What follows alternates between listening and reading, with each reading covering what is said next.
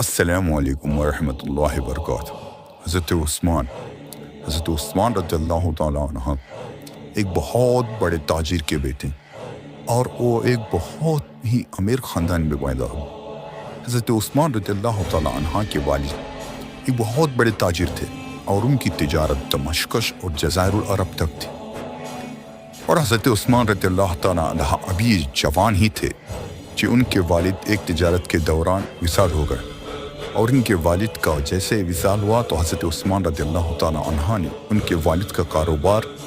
خود ہی سنبھالا، اور ان کے والد کی طرح ہی بہت ہی بڑے تاجر اور بہت ہی بڑے بزنس مین بن گئے۔ حضرت عثمان رضی اللہ تعالیٰ عنہ دوسرے تاجروں کی طرح نہیں تھے۔ ان کے بزنس میں جتنا ان کو فائدہ ہوتا، یعنی ان کی تجارت میں جتنا ان کو نفع ہوتا، ان میں سے وہ مسکینوں اور غریبوں اور یتیموں کی مدد کیا کرتے تھے۔ تو یہی خدمتوں کی وجہ سے عرب کے کئی نوجوان اور بوڑھے بچے سبھی ان کی بہت ہی زیادہ عزت کیا کرتے تھے، اور اکثر حضرت عثمان رضی اللہ تعالیٰ عنہ یمن کے سفر پر رہتے تھے۔ جب حضرت عثمان رضی اللہ تعالیٰ عنہ لمبے سفر کے بعد مکہ واپس آئے تو وہاں ہلچل دیکھی کہ سب لوگ آپ صلی اللہ علیہ وسلم کے بارے میں بات کر رہے تھے، اور آپ صلی اللہ علیہ وسلم نے مکہ میں اپنا نبوت کا اعلان کیا تھا، اور مکہ میں نئے نئے قانون نئے نئے رولز لائے تھے جو مکہ کے لوگوں نے کبھی نہیں سنا تھا۔ اور اکثر حضرت عثمان رضی اللہ تعالیٰ عنہ سفر میں رہتے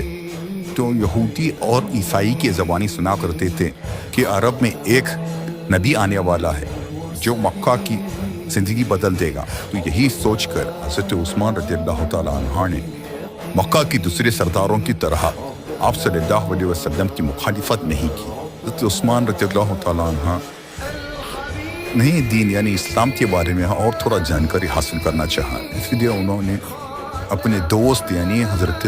ابو بکر صدیق رضی اللہ تعالیٰ عنہ کے گھر چلے گئے۔ حضرت ابو بکر صدیق رضی اللہ تعالیٰ عنہ نے پہلے ہی اسلام قبول کر لیا تھا، اور حضرت ابو بکر صدیق رضی اللہ تعالیٰ عنہ نبی کریم صلی اللہ علیہ وسلم کے بہت ہی زیادہ قریب تھے اور بہت ہی اچھی طرح سے آپ صلی اللہ علیہ وسلم کو جانتے تھے۔ تو اسی لیے حضرت عثمان رضی اللہ تعالیٰ عنہ نے سوچا کہ وہ نئے دین کے بارے میں حضرت ابو بکر صدیق رضی اللہ تعالیٰ عنہ سے جانکاری حاصل کریں گے۔ لیکن جب حضرت ابو بکر صدیق رضی اللہ تعالیٰ عنہ نے حضرت عثمان رضی اللہ تعالیٰ عنہ کو اسلام کی حقانیت اور اسلام کی خوبصورتی اور اسلام کا طور طریقہ بتایا، عثمان رضی اللہ تعالیٰ عنہ نے اسلام کی خوبصورتی اور اسلام کے بارے میں جانا، تو انہوں نے آپ صلی اللہ علیہ وسلم کا دین یعنی اسلام قبول کر لیا۔ جب حضرت عثمان رضی اللہ تعالیٰ عنہ نے اسلام قبول کر لیا اور آپ صلی اللہ علیہ وسلم کی بات اور اپنی اطاعت کا اظہار کیا، لیکن اس وقت مکہ کے مشرک کوئی اسلام قبول کرتا تو اس پر بہت ہی زیادہ ظلم و ستم کرتے تھے۔ تو جب حضرت عثمان رضی اللہ تعالیٰ عنہ نے اسلام قبول کیا تو ان کے خود کے چاچا نے ان کو ظلم و ستم کیا، انہیں رسی سے باندھ دیا اور کہا جب تک تم اسلام نہیں چھوڑو گے میں تمہیں رہا نہیں کروں۔ لیکن حضرت عثمان رضی اللہ تعالیٰ عنہ نے اسلام کو نہیں چھوڑا۔ جب حضرت عثمان رضی اللہ تعالیٰ عنہ نے اسلام نہیں چھوڑا تو ان کے چاچا کو سمجھ آ گئی کہ حضرت عثمان اب اسلام نہیں چھوڑے گا، اسی لیے انہوں نے ان کو رہا کر دیا۔ لیکن حضرت عثمان رضی اللہ تعالیٰ عنہ کو بہت ہی زیادہ ظلم کا سامنا کرنا پڑ رہا تھا، اور اس وقت اگر کوئی شخص اسلام قبول کر لیتا تو اس کی جان بھی لے لی جاتی، یعنی اسے قتل بھی کر دیا جاتا تھا۔ تو اسی لیے حضرت عثمان رضی اللہ تعالیٰ عنہ نے مکہ چھوڑ کر حبشہ کی طرف ہجرت کی تاکہ ظلم سے بچ سکے، اور حضرت عثمان رضی اللہ تعالیٰ عنہ نے